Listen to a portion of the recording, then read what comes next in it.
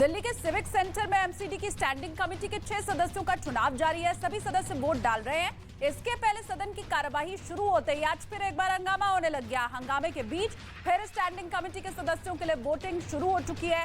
इसके पहले 22 फरवरी को देर रात तक सदन जंग का अखाड़ा बना हुआ था, जिसकी वजह से सदस्यों का चुनाव नहीं हो पाया था। दिल्ली में आम आदमी पार्टी को बड़ा झटका लगा है। आम आदमी पार्टी के पार्षद पवन सहरावत आम आदमी पार्टी छोड़कर बीजेपी में शामिल हो गए। पवन सहरावत बवाना से पार्षद हैं। बीजेपी में शामिल होने के बाद पवन सहरावत ने आम आदमी पार्टी पर हमला बोला है। कहा है सदन में कार्यवाही के दौरान पार्षदों को हंगामा करने के लिए कहा गया था। नागालैंड के दीमापुर में प्रधानमंत्री मोदी ने रैली को संबोधित किया। कहा बीजेपी सरकार ना रीजन को लेकर भेदभाव करती है, ना रिलीजन को लेकर भेदभाव करती है। वहीं इसके बाद प्रधानमंत्री मेघालय की राजधानी शिलोंग पहुंचेंगे, जहां दोपहर 1 बजे के करीब पीएम का मेगा रोड शो होना है। इसके बाद दोपहर 3 बजे तुरा में एक चुनावी जनसभा को भी करेंगे संबोधित। बेंगलुरु में G20 देशों के वित्त मंत्रियों और सेंट्रल बैंक के गवर्नर्स की बैठक हो रही है। पीएम मोदी ने G20 देशों के वित्त मंत्रियों को वीडियो संदेश दिया है। उन्होंने कहा G20 अध्यक्षता के दौरान हमने एक नया फिनटेक प्लेटफॉर्म बनाया है, जो हमें वैश्विक G20 मेहमानों को भारत के पथ प्रदर्शक डिजिटल भुगतान प्लेटफॉर्म UPI का उपयोग करने की अनुमति देता है। पुणे में विदेश मंत्रालय की तरफ से एशिया आर्थिक संवाद 2023 का आयोजन किया गया, जिसमें विदेश मंत्री एस जयशंकर शामिल हुए। उनके साथ भूटान और मालदीव के वित्त मंत्री भी शामिल हुए।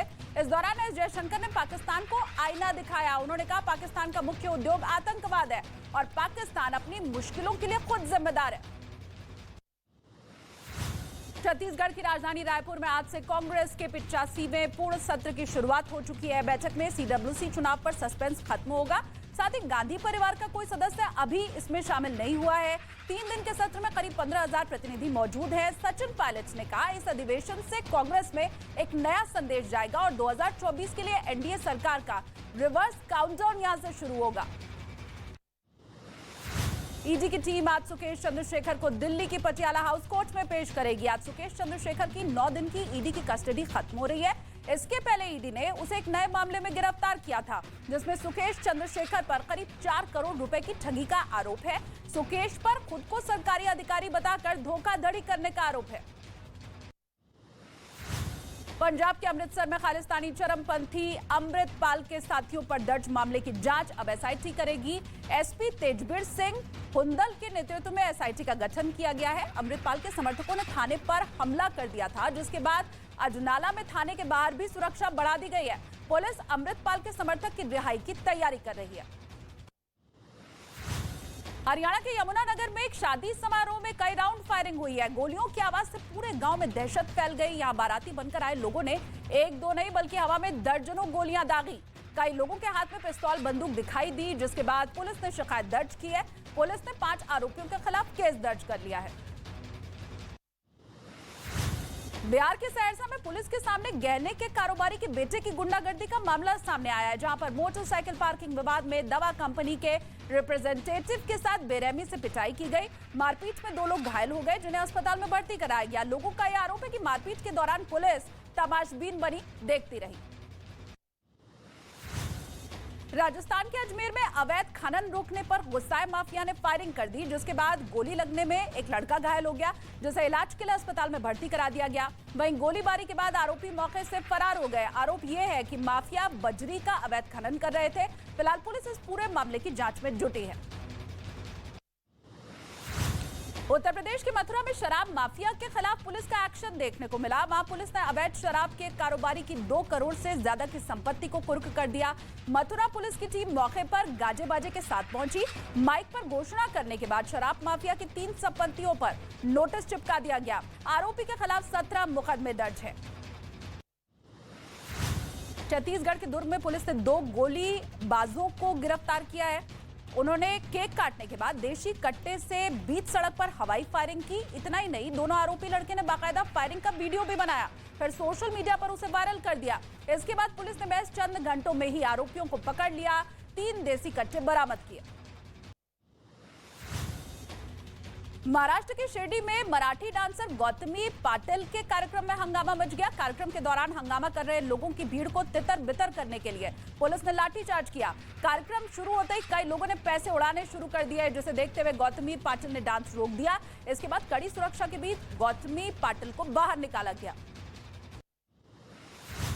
दिल्ली में एक दुल्हन दूल्हे का इंतजार करती रही, लेकिन दूल्हा बारात लेकर पहुंचा ही नहीं। लड़की पक्ष का यह आरोप है कि जब लड़की पक्ष के कुछ लोग लड़के के घर पहुंचे तो उनसे झगड़ा किया गया। आरोप यह भी है कि दूल्हे पक्ष की तरफ से दहेज की मांग की गई थी और दहेज में कैश की व्यवस्था नहीं होने पर शादी तोड़ दी गई। फिलहाल पुलिस इस मामले की जांच कर रही है। उत्तर प्रदेश के हरदोई जिले में एक चूल्हे की चिंगारी से भीषण आग लग गई और आग की चपेट में आकर के 80 से ज्यादा घर जलकर खाक हो गए। वहीं आग की लपटों में आकर के एक आदमी भी झुलस गया, जिसके बाद मौके पर पहुंची दमकल विभाग की टीम ने आग पर काबू पाया। बताया गया कि आग से लोगों को करीब 45 से 50 लाख का नुकसान हुआ। संयुक्त राष्ट्र महासभा में रूस के खिलाफ एक प्रस्ताव पारित किया गया है, जिसमें रूस से युद्ध रोकने की मांग की गई है। रूस और यूक्रेन युद्ध के 1 साल पूरे होने पर संयुक्त राष्ट्र महासभा में एक प्रस्ताव पेश किया गया था। इस प्रस्ताव के पक्ष में 141 देशों ने वोट किया, 7 देशों ने प्रस्ताव का विरोध किया। उधर भारत और चीन समेत 32 देशों ने वोट नहीं डाला। यूएनजीए में भारत ने एक बार फिर पाकिस्तान को आतंकवाद के मुद्दे पर फटकार लगाई है। भारतीय प्रतिनिधि के पाकिस्तान को आतंकवादियों का सुरक्षित पनाहगार बताया। कहा, पाकिस्तान अपना रिकॉर्ड देखे, जिसमें यह साफ होता है कि वो हमेशा आतंकवादियों को शरण देता आया है। ये सब वो बिना किसी डर के पूरी तरह बेखौफ होकर करता है। नॉर्थ कोरिया ने एक बार फिर 4 क्रूज मिसाइलों का परीक्षण किया है। नॉर्थ कोरिया ने यह परीक्षण पूर्वी तट से दूर समुद्र में किया। बताया जा रहा है कि मिसाइल ने करीब 2000 किलोमीटर का सफर तय किया और करीब 170 मिनट तक उड़ान भरी। 2 दिन पहले नॉर्थ कोरिया ने बैलिस्टिक मिसाइल दागकर दक्षिण कोरिया को चेतावनी देने की कोशिश की थी। और अमेरिका में बर्फीले तूफान ने कहर बरपाया हुआ है। 80 किलोमीटर प्रति घंटे तक की तेज रफ्तार की हवाओं ने अमेरिका को झकझोर कर रख दिया है। जबरदस्त बर्फबारी की वजह से हाईवे पर जाम लग गया, जिसकी वजह से गाड़ियां सड़क पर फंस गई। कुछ इलाकों में तापमान -45 डिग्री सेल्सियस तक गिर गया। इसके बाद 29 राज्यों में अलर्ट जारी कर दिया गया।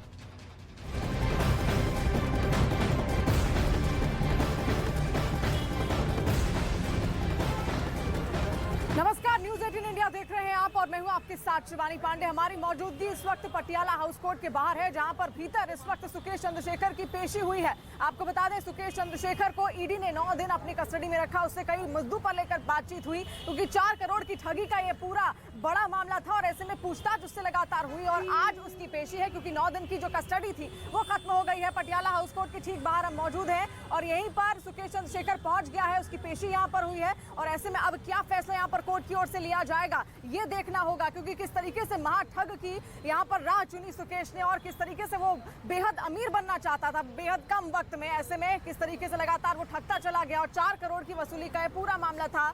रीगल एंटरप्राइजेस लिमिटेड के जो पूर्व प्रमोटर थे, उनकी पत्नी जतना सिंह से 3.5 करोड़ की वसूली उसने यहाँ पर की थी और उस वक्त मलविंदर सिंह जो कि पूर्व प्रमोटर थे, वो उस वक्त जेल में भी थे। ऐसे में उनकी सुरक्षा के नाम पर उसने 3.5 करोड़ यहाँ पर उनसे वसूले थे और उसी को लेकर जब ईडी को ये चीज पता चलती है तो ईडी लगातार कस्टडी में लेती है सुकेश चंद्रशेखर को और अब पूछताछ उससे जब पूरी हो गई है, आज उसकी पेशी है। और हमने देखा बीते दिनों भी किस तरीके से जैकलीन फर्नांडिस भी इस केस से जुड़ी हुई थी और ऐसे में कई सारे महंगे गिफ्ट भी सुकेश की ओर से उनको लगातार वहां पर दिए गए। 200 करोड़ की ठगी का ये पूरा मामला है, लेकिन